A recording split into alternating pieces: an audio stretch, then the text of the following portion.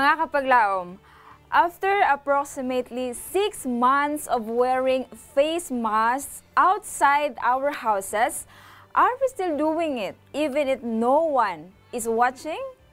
We know that it serves as some type of prevention and protection. But are we still doing it? Stay with us as we discuss its spiritual implications right here on Let's Pray Pilipinas, live in Cebu.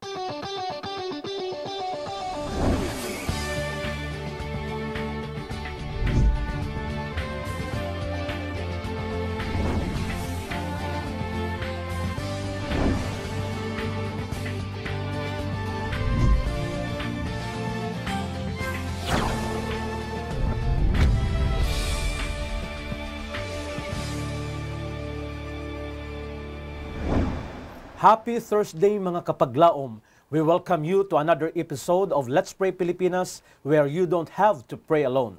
Yes, that's right, kapaglaom Pastor, and we are so blessed that God is still sustaining our lives today to see and pray for one another. Yes, good morning, Pastor. Good morning kapaglaom Giselle ug sa atong mga viewers nining kabuntagon. Thank you so much for watching and for joining us in this another episode. Before ta magasugod mga kapaglaom, ako mong ginahangyo nga atong iduko atong mga ulo, let us pray. Gamhanan nga Dios ni ini nga kabuntagon, nalipay kami Ginoo nga imo kami giproteksyonan, imo giampingan ang among kinabuhi, og nining taknaa makahiusa kami kauban sa among mga kaigsuonan nga nagatan-aw karon sa pagdala sa mga suliran sa among mga hangyo diya sa imong trono sa grasya. Panalangin ni Ginoo kining among programa ug salamat sa imong pakig-uban kanamo sa ngalan ni Hesus nga manluluwas. Amen. Amen. Thank you for that prayer, Pastor. And ato ang gina-welcome ug gina-greet ang atong mga some early viewers nato, Pastor. We have kapaglaom Alvero Nati. We have kapaglaom Paler Palma. Good morning din ha sa inyong tanan. Kapaglaom Jasper. And kapaglaom Linda Bana, we have Joy Silvano. Happy morning din ha, ma'am. And daghang salamat mga kapaglaom sa inyong kanunayon nga pagtanaw sa atong programa. We pray that inyo hapong i-share kung kamo naglantaw sa inyong Facebook live. Palihog i-share ang ato ang link mga kapaglaom, ug ayaw kalimot sa pag-watch party kung mahimo, no? Aron mas daghan ang mabless ni ining adlaw o kita magtinabangay sa pag-ampo sulod sa 30 minutos karong adlaw mga kapaglaom. Kung kamo naglanta sa inyo GSAT Channel 37, happy morning mga kapaglaom, ug salamat sa nagpadala pod sa ato ang mga prayer request today kapaglaom, Pastor. Yes, good morning kaninyong tanan sa atong mga viewers. Among ginapaabot ang atong pag-greet o sa atong pagpangamusta sa tanan natong mga higala, and to all over the world who are watching us in this program, in this live program here in Cebu. Ug sa atong mga schedule, you can watch also this Let's Pray Pilipinas during Saturdays here in Hope Channel Central Philippines, live in Cebu, 7:30 to 8:30 in the morning and 7 to 8 in the evening, replay sa gabi. That's right. And mga kapaglaom, kung kamo doon ay mga prayer requests o praise reports, doon na tayo hotline numbers makita o sa inyo TV screens or sa inyo cellphone screens, palihog ipadala mga kapaglaom, and we are so willing ang ato mga prayer partners din all over the world and mag-ampo kauban kaninyo. And speaking of prayer requests kapaglaom, Pastor, let's now proceed to our first batch of prayer requests. We have here coming from 2583. Iyahang ginapaapil paampo iyahang tibuok pamilya, labi na gitong apil sa niining Voice of Prophecy mission. They want to pray, or he wants to pray for a positive response and of course accept Jesus in their homes sa Laporga, Ronquillo, Kidok, Bilyones, and Kapaho family din sa Matalam District sa Southern Mindanao Mission ni Pastor. Okay. So ato ning apil sa pag-ampo. And we have here coming from 7748. Iya nga prayer request is ang mga kaigsuunan din sa Lunen SDA Church sa Tupi, South Cotabato, still in Mindanao, kapag lang Pastor labi na gyud safety sa mao nga pandemic. We have here 7548. Iya nga prayer request si Brother Inerm Rodelas nga duna pod sa ginabati, Pastor. Og ang apil na pod ang ato nga sender 6051 si Mr. and Mrs. Alex De Leon dinahaa sa Binahaan SDA Church, still na pod sila mga problem sila nga health, Pastor. Okay. We have Joy Antonio, iya nga prayer request, iya nga sister nga si Roselyn Andrade nga naa karon sa Jordan. She had symptoms sa COVID nga nag-start ni adtong sa iya prior sa iya nga pag-send ini nga sa Facebook, Pastor, and she's not feeling well. Let us include again Sister Roselyn Andrade. And last, we have 0557 mga kapaglaom prayer request nga unta mas mulagan na pagyud ang ilahang pagsabot dinha sa pulong sa Ginoo, labi na gyud ma-apply sa kaugalingon og mabuhat nila kung unsa may maayong buhaton og sakto nga buhaton, labi na gyud safety pod sa iya nga biyahe, Pastor. So let us pray mga kapaglaom. Let us request Pastor Quinto to pray with us. Magaampo ta. Gamhanan nga Dios nining kabuntagon, nalipay kami Ginoo nga imo kami gihiusa sa imong pagproteksyon o pagpanalangin. Og niining sayo sa buntag, naghiusa kami sa pagdala sa among mga hangyo diya sa imong trono. Yes. Aron nga ikaw Ginoo magapanalangin, magatubag, magahatag niining tanan sumala sa imong kabubuton.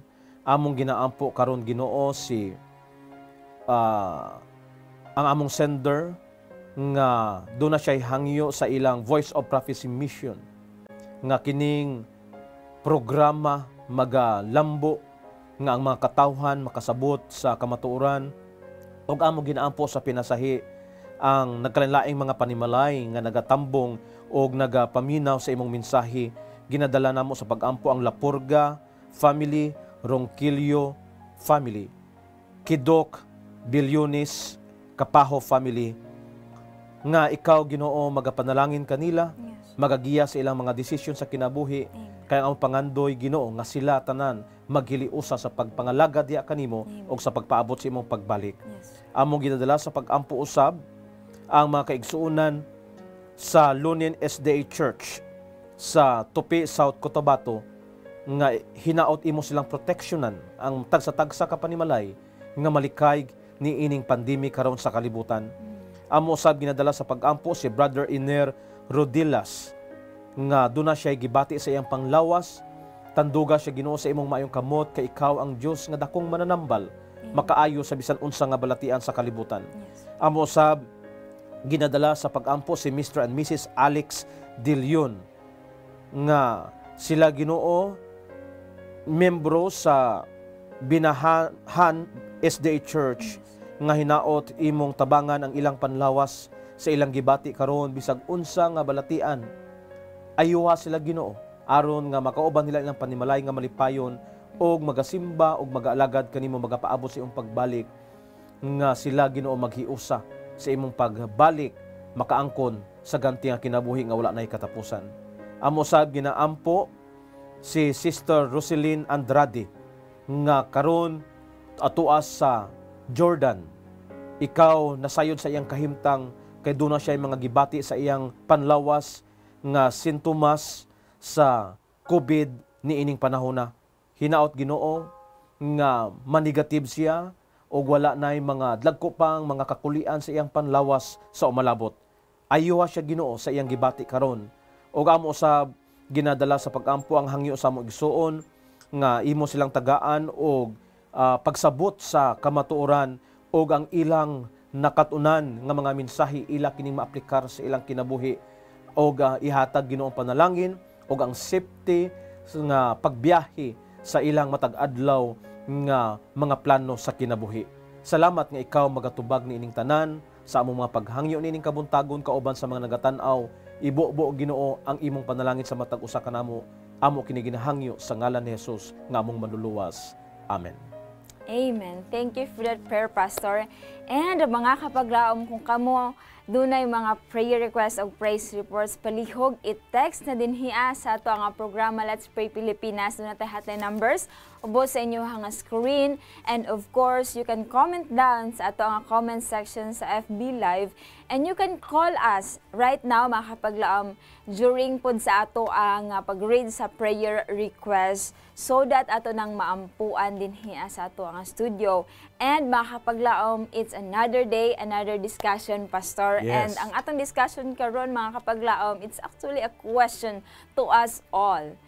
Ang pangutana, already getting tired of doing what's right? Naluya na bata or gikapoy na bata sa pagpadayon sa pagbuhat og maayo?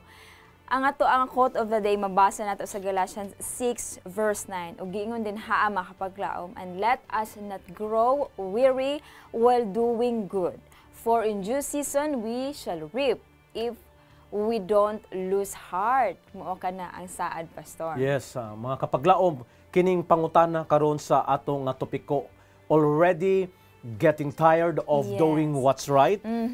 Murag igo jud taan ni tanan mga kapaglaom, no? murag- Kapaglaom jud Yes, na igo jud Pastor. taan ni tanan kay sa 6 months na sa atong gisulti ganiha. Half of the year 2020, Yes, o Pastor. tunga na jud sa tuig nga nagsunod ta sa Yes. balaod sa gobyerno aron nga maproteksyonan ang atong panlawas. Right. And we are required to use the mask o niya proper disposal sa mask.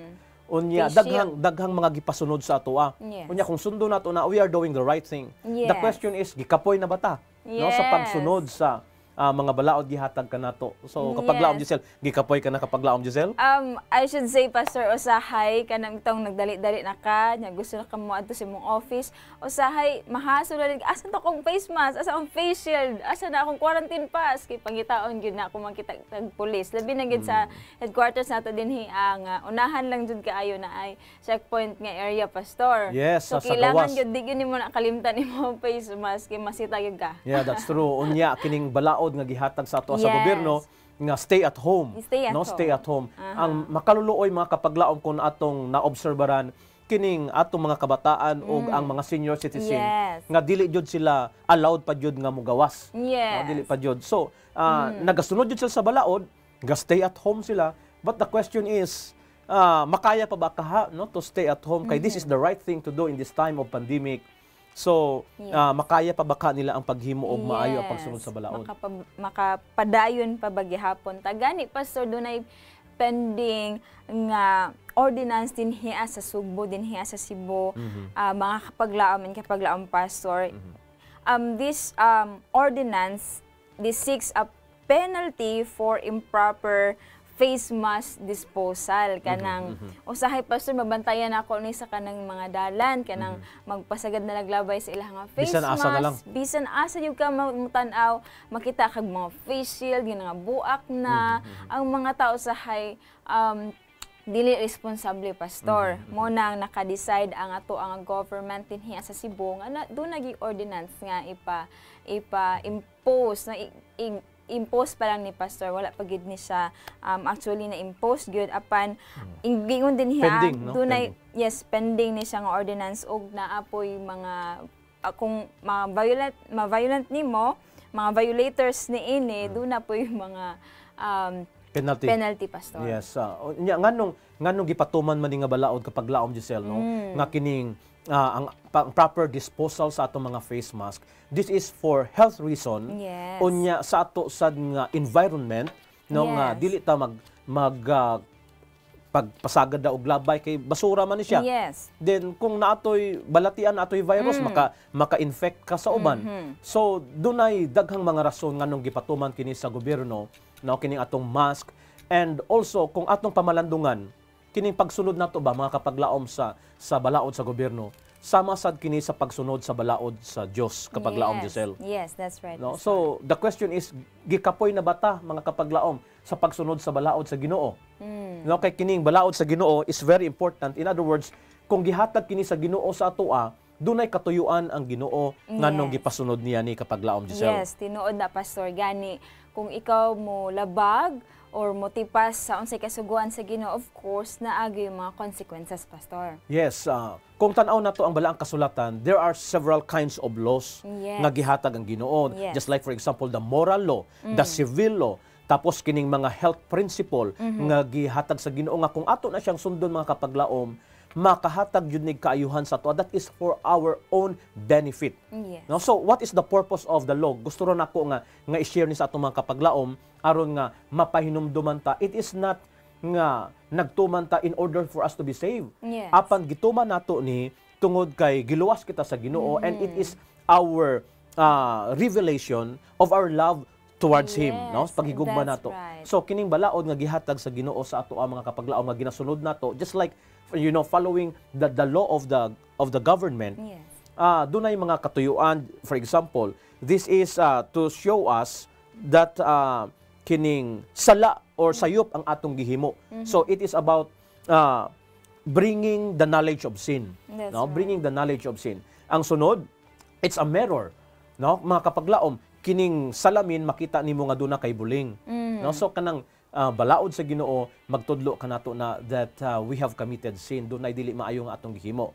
Okay? Sunod, it's a schoolmaster that Yes. will bring us to God. Yes. No? So that's magdala ka nato na sa Ginoo. Then it's a guide, no? It's a guide nga kinahanglan nato pagasundon kay example no sa balaod sa gobyerno karon mga kapaglaom, kung dili nato sundon ang balaod sa gobyerno unsay may tabo ka nato, we will be in danger.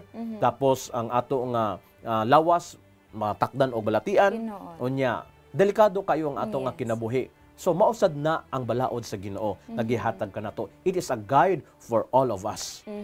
That's right. Og makapaglaom, going back sa kaning story ni Noah, Pastor, sa iyahang nga pag-preach, imagine 120 years iyahang pag-preach just to prepare those people sa umalabot nga flood, Pastor. But beforehand, si Noah, we have known the story mga kapaglaom nga grabe ang pagpaningkamot day and night, Pastor. Iyahang gina-preach, iyahang ginaandam ang katawhan sa umalabot nga flood. And I should say, advantage kay ito sa mga katawhan kani adto, Pastor. Nga maandam sila before the flood og 120 years sa pagwali, sa pagmensahe sa mga katawhan. Makaingon ko, di yun nila kamahayan si Noah kung Yeah, di that's pa true. sila maluwas ni That's atong panahon na mga kapaglaom. And I am thinking, Pastor, kung sa panahon karon mahitabo tong ginabuhat ni Noah kaniadto preparing the people tungod kay na umalabot nga pandemic perhaps, pero wa man ta nasayod ni ining pandemic, Pastor, but we praise God tungod kay dasig pud kay nga ato ang mga government sa pag-employ ni ining mga protocols susama pod sa ato ang Ginoo nga when knowing nasayod ang Ginoo sa unahan, Pastor, nga this world is soon to end. This pandemic or this anything nga naa dinhi sa kalibutan will soon to end. Iyahang gi-prepare daan ang kasing-kasing sa mga katawhan. Yeah, that's true. Sa panahon sa ni Noe, mga kapaglaom, no? During the time of Noah, Yes. kung atong nakita, it is only Noah and his family Yes. who really stand firm no? Sa pagsunod sa balaod sa Ginoo or sa instruction sa Ginoo. Okay? Now, during the time, can you imagine mga kapaglaom Giselle, 120 years. Yes. No, 120 years of giving the warning to the people. Unya, unsa kay reaction sa mga tao at the time Yes. sa kay Noah, nga nakahibalo sila nga dunay umalabot nga lunop, Yes. unya muulan, mutaas ang tubig. Yes. So that's the warning that Noah keep on preaching, that Noah keep on telling the people during that time for 120 years. Yes. So naay nagkalain mga listeners actually Yes, dito. dunay tulo. Oh, tulo ka-klase ka Yes. mga listeners. Ang primero din hiya, Pastor, akong paghisgutan mga kapaglaom. Ang primero is many at first appeared to receive the warning. So naay nidawat sa mensahe ni Noah.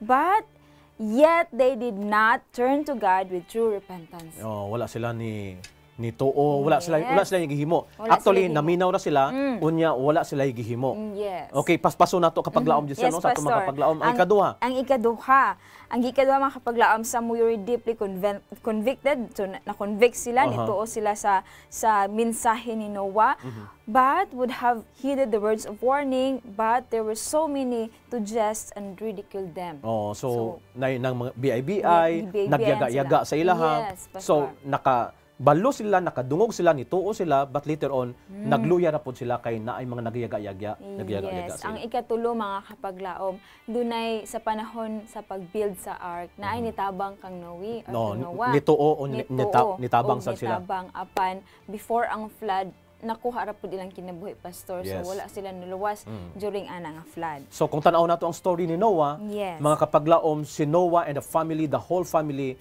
are the only people nga naluwas, nga nagsunod yun sa instruction, nasunod sa balaod sa Ginoo until the end. No, until the end. So mao ka na ang nahitabo. And that is a big lesson for all of us in this time of pandemic, that those who will only follow the law of God or the law of the government, kung ikumpara nato sa ato That's right. na panahon karon, will only be the people who will be saved. Yes, tinuod na mga kapaglaom. So while kita nagpaabot sa ikaduhang pagbalik sa ato nga Ginoo, let us not grow weary sama sa ato nga quote of the day, but let us be steadfast on our faith din ha sa Ginoo. Magpabilin kita kung ato ang nasugdan, Pastor, nga magbuhat og maayo, magpadayon kung unsay magpabilin sa pagkamaayo sa ubang tao. So hinaot magpabilin gyud ni Pastor, dili ni mawala hangtod sa pagbalik sa Ginoo. Yeah, that's right. So bisag unsa mahitabo, bisan yaga-yagaan mo nga nagasulod mo sa balaod, padayon ra gyud, no? Kaya nagapadayon hangtod sa katapusan,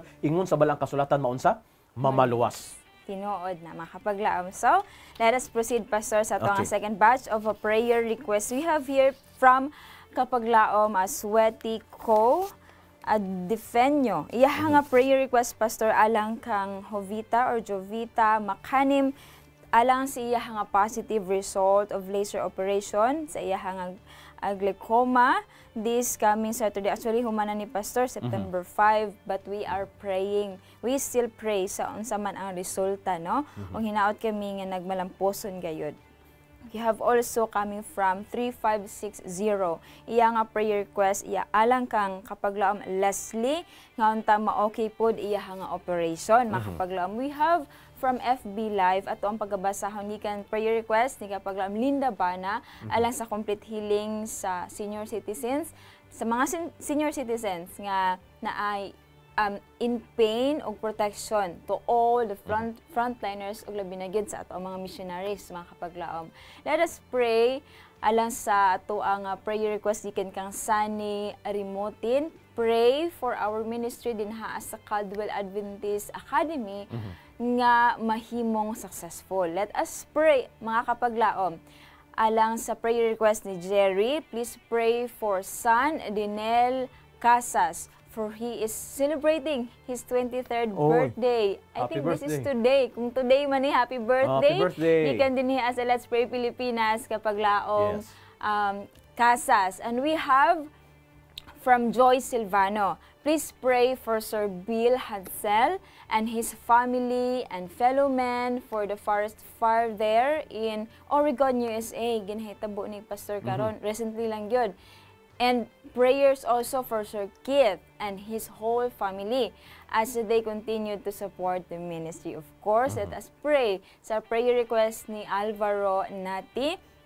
Prayer request nga unta mawala pud iya nga hika, Pastor.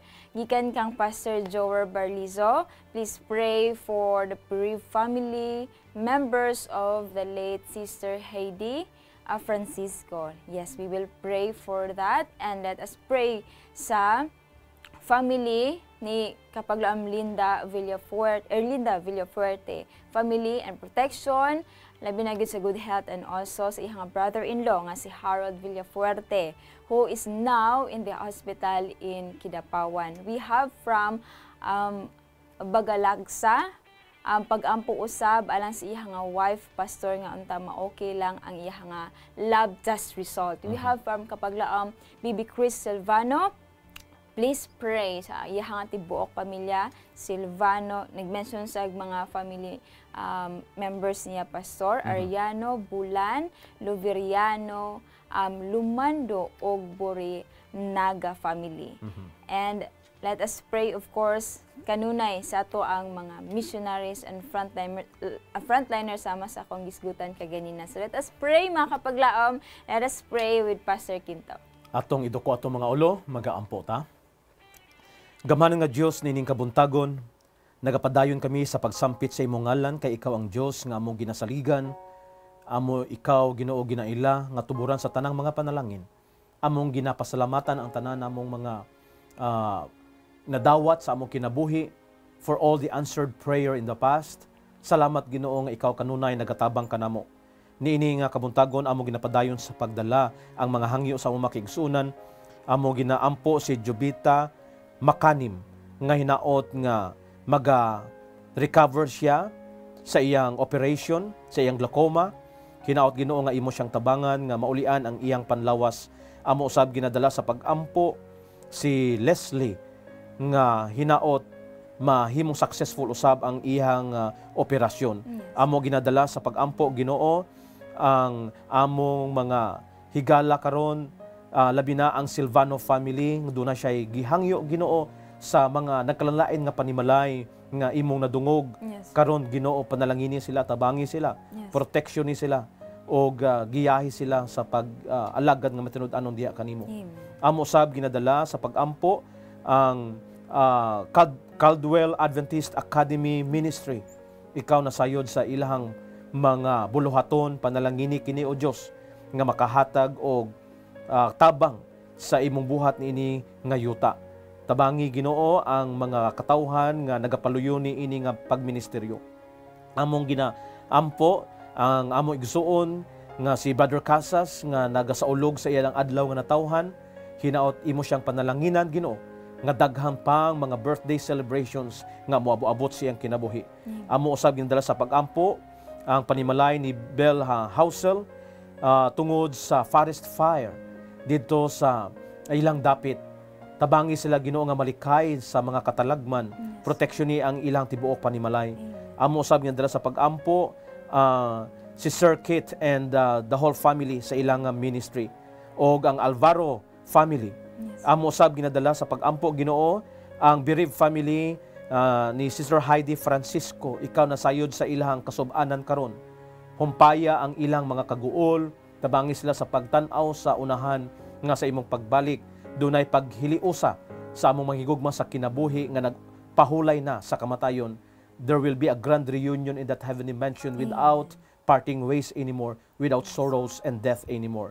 So amo usab ginadala sa pag-ampo Ginoo ang Harold Villaferte nga ikaw nasayod sa ilahang panimalay o sa iyang kahimtang karon. Panalangini sila Ginoo kauban man sa Balagsa family o sa amo igsuon sa iyang asawa. Ikaw Ginoo nasayod sa ilahang kahimtang. Panalangini sila ihatag Ginoo mayong panlawas ayuwa sa bisan unsa nga mga balatian o ihatag ang mga solusyon sa ilang mga suliran.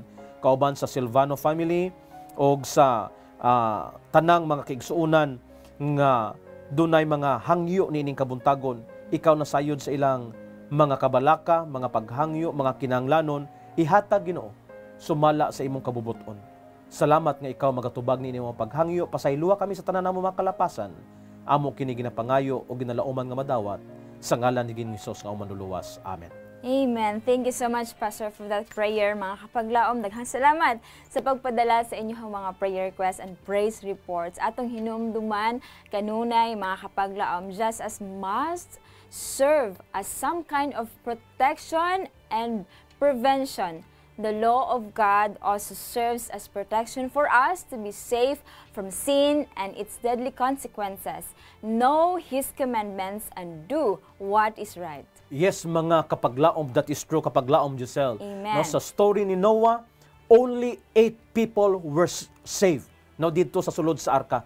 So, paningkamuti, mga kapaglaom, ng imong tibok panimalay, magasunod sa balaod sa Ginoo. So, while Noah was giving his warning message to the world, his works testified of his sincerity and faithfulness. Connect with God daily so to stand as a rock amidst the tempest, ridicule, and contempt. Rest assured mga kapaglaom, He will reward His faithful children as He did with Noah and his family.